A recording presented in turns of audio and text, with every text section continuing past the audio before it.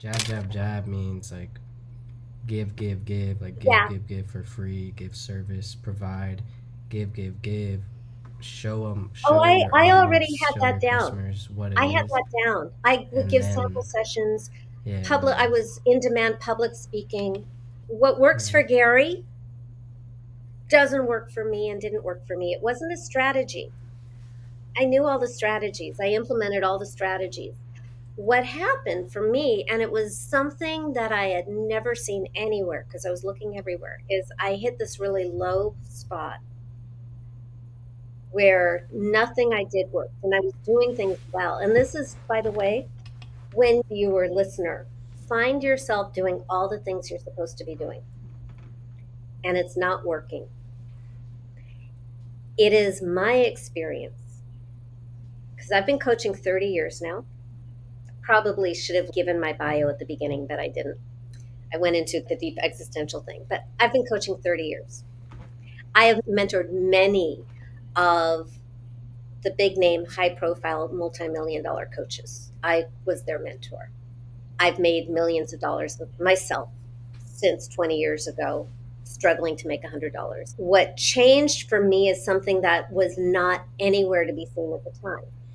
So I was in this really dark place. And when I cried myself out, raged, cried, universe hates me, I hate you back until there was just nothing left. And there's a principle in psychology called enantiodrama, probably a Greek word. And what it means is when you fully express any emotion, the seed of its opposite. So if you completely express all your misery and grief and despair, the opposite will then come out. So I just emptied myself of everything until I had nothing to cry. And I had two thoughts. When I had screamed and cried and wailed myself, the first thought that I had was that maybe money needed to be my next area of spiritual growth, that I couldn't fulfill what I wanted to do in this world if I didn't handle this thing with money.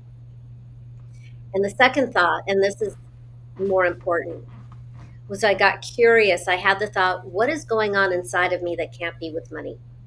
Because on paper, I had the celebrities and I had the testimonials and I had the marketing and I had the speaking gigs and I had the people who actually wanted to hire me because I had a reputation. And somehow I would, repel them at the last moment. Something did not make sense. I had the skills. I was an NLP trainer. I mean, it did not in yeah, any way make sense in a real world.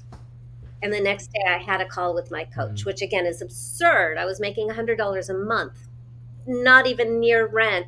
And I had a coach, thank God, because it saved my life and set me on this path. And yeah, this is where things changed for me. My coach heard my despair, my tale of woe, just like giving up everything that went wrong. And he asked me two things.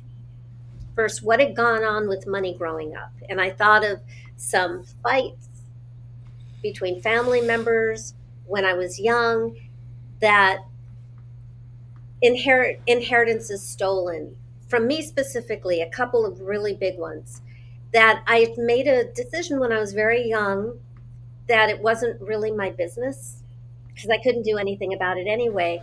And I loved everybody involved. And I made a decision that I would choose love over money, not realizing that I was also making a decision that money got in the way of love. So that was one, that was the light bulb moment.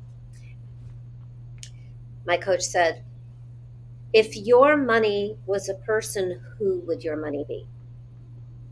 And instantly I saw this big, scary, dirty, violent biker dude, like tall, bald, the sideburns, the kind of a skinhead vibe, the tattoos, the white Peter shirt. I have nothing against yeah. bikers, but this guy was just bad and scary. Like money Yeah, personified. and I never knew that I felt that Yeah, way about money. My feelings were so strong.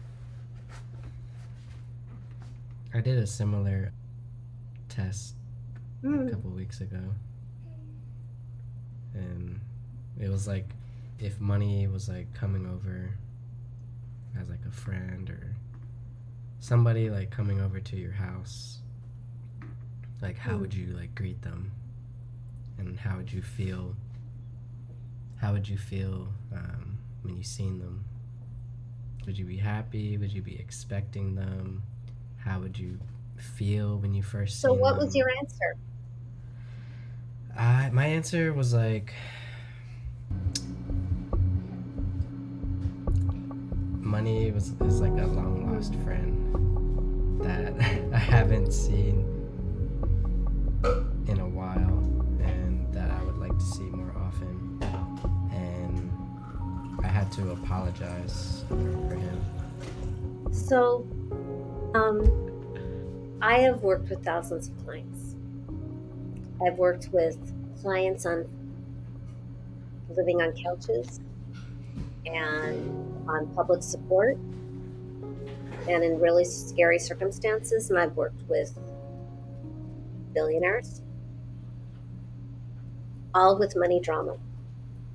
More people on the scarcity side of the equation, but there's a form of scarcity that just is part of the human experience and it shows up one way or another.